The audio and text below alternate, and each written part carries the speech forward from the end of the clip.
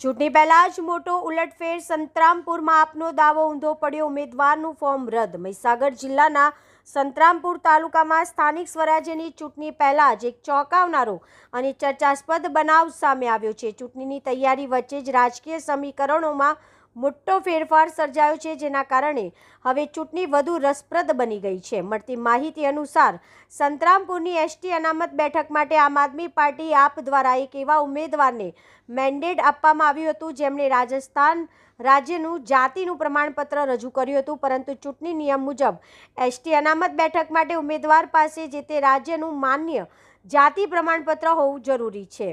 જ્યાંથી તે ચૂંટણી લડી રહ્યો હોય, એટલે કે ગુજરાતમાં ચૂંટણી લડવા માટે ગુજરાતનું જ માન્ય જાતિ પ્રમાણપત્ર જરૂરી બને છે. આ સ્પષ્ટ નિયમ હોવા છતાં આપ દ્વારા કરવામાં આવેલા નિર્ણયને કારણે ઉમેદવારનું નામ જ ફોર્મ ચૂંટણી અધિકારીઓ દ્વારા રદ કરવામાં આવ્યું છે. આ બનાવે રાજકીય વર્તુળોમાં ભારે ચર્ચા જગાવી છે અને આપની રણનીતિ પર સવાલો ઊભા કર્યા છે. આ ઘટનાના પગલે હવે સંતરામપુરની ખેડાપા બેઠક પર સીધી ટક્કર ભાજપ અને કોંગ્રેસ વચ્ચે જોવા મળશે.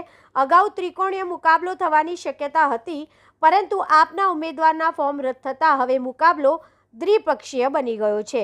સ્થાનિક રાજકીય નિરીક્ષકો માને છે કે આ ઘટના ભાજપ અને કોંગ્રેસ બંને માટે નવી તક લઈને આવી છે.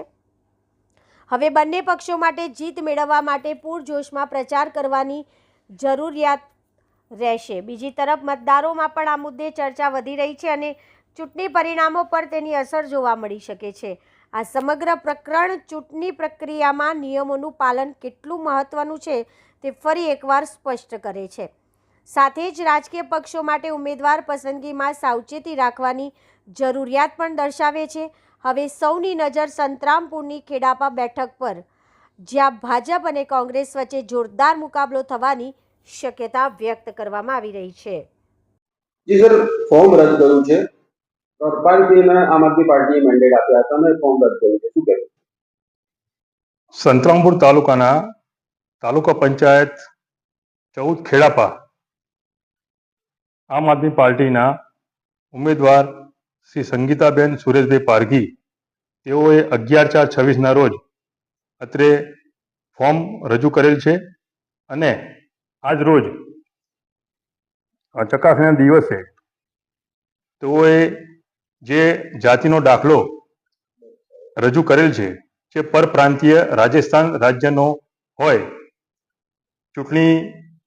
ગુજરાત પંચાયત ચૂંટણી નિયમો 1994 નિયમ 15 હેઠળ આ પરપ્રાંતીય જાતિનો દાખલો હોવાથી તેઓનું ફોર્મ અમાન્ય નામંજૂર કરવામાં આવે છે.